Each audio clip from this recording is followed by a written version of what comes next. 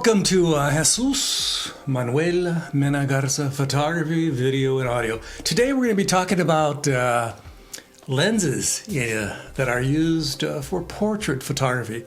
We're not talking about photographing 14, 15, 16, 17-year-olds, 18-year-olds with perfect, absolute flawless skin.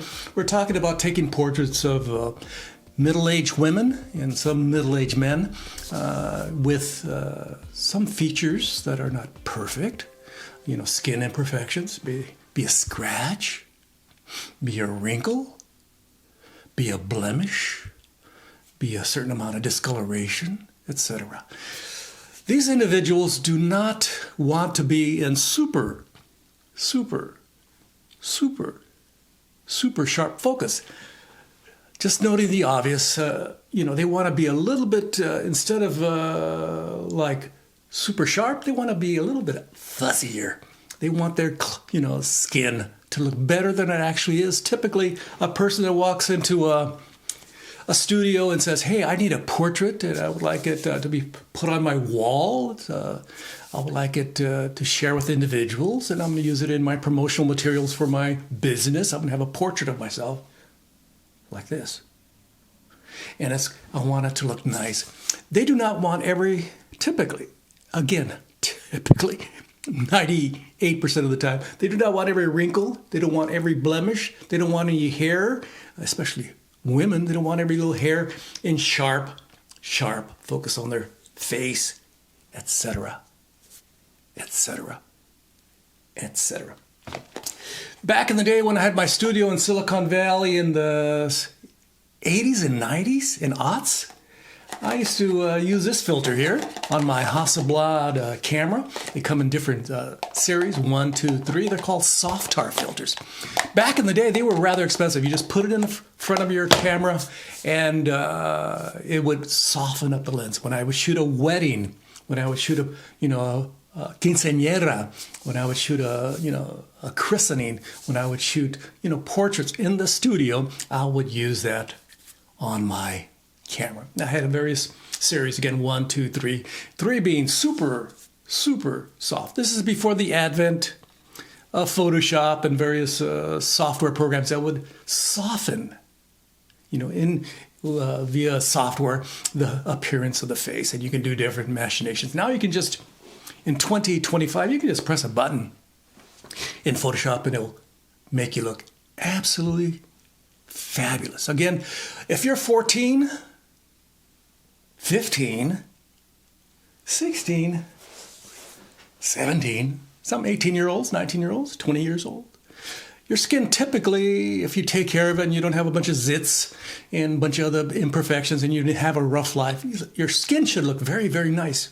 You should look super nice. But once you get to 40, 50, 60, 70, how about 80?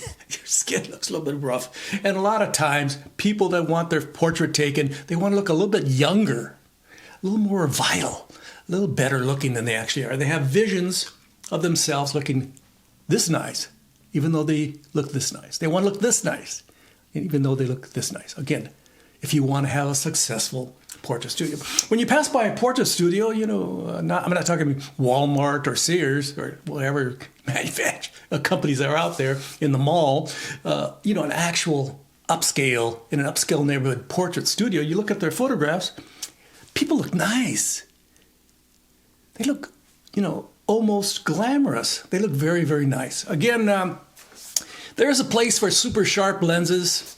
When you're shooting wildlife, or when you're shooting a bird, you want all that color. You want, the beautiful texture of their feathers, etc., etc.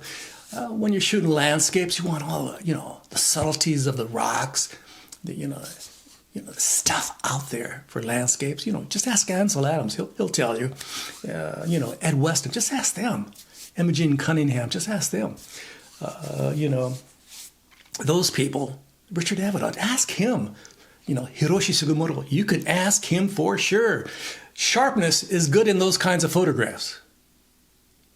Infrastructure, landscapes, wildlife.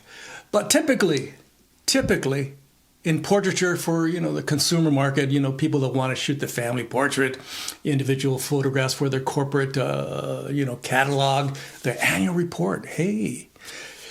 And I've done that. Again, I owned a studio in Silicon Valley in the 80s, 90s, and aughts, and I worked for companies and corporations and shot a lot of their corporate photographs and, produced a lot of their radio ads and television, stuff like that, television ads and stuff. So I know of what I speak. I see people walk in and I do a certain amount of manipulation and go, wow, I love that photograph.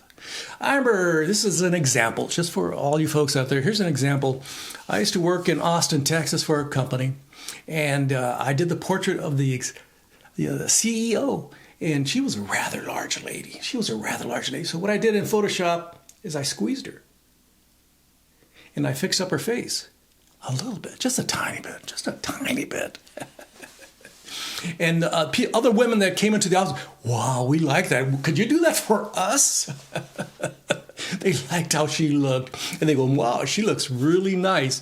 Nicer than she actually looked. Just saying. So this has been Jesús Manuel Mena Garza talking about different lenses. There's a lot of folks out there saying, wow, that 85 1.8 is absolutely super, super sharp. But do you need that expensive lens to shoot a portrait? Probably a cheap-ass lens that's a little fuzzy will work actually a little bit better. If you're shooting portraits in the studio, okay? Or taking your studio on the road, going to that corporation, putting them in a background, and you're shooting those photographs of those individuals in that space. Or, that executive portrait, which I did a lot of back in Silicon Valley. They're just sitting there on their desk or in front of their office, and I would shoot that photograph. I would use, again, my soft art lens on my Hasselblad. Just saying. Don't forget to like, subscribe, and share. I would greatly appreciate it. This channel is my hobby. I'm not a super gigantic influencer. I'm not reviewing a lot of cameras and saying, you got to buy this. You got to buy that. You got to buy that. No, you don't got to buy anything. You can work with a cheap-ass lens doing portraits. Just saying, okay? Thanks for watching my channel. Don't forget to like, subscribe, and share. And of course, leave your kind and friendly comments below, abajo. I would greatly appreciate it. And check out my photography website.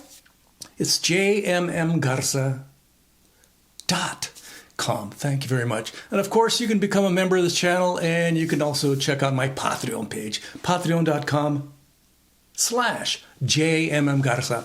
I'm in Fort Worth, Texas. I'm a retired photographer, videographer, person who owned his own marketing and photography business in Silicon Valley for over a decade. Yes, I have that experience. Thanks for watching my video. Gracias. Ring the bell for future notifications.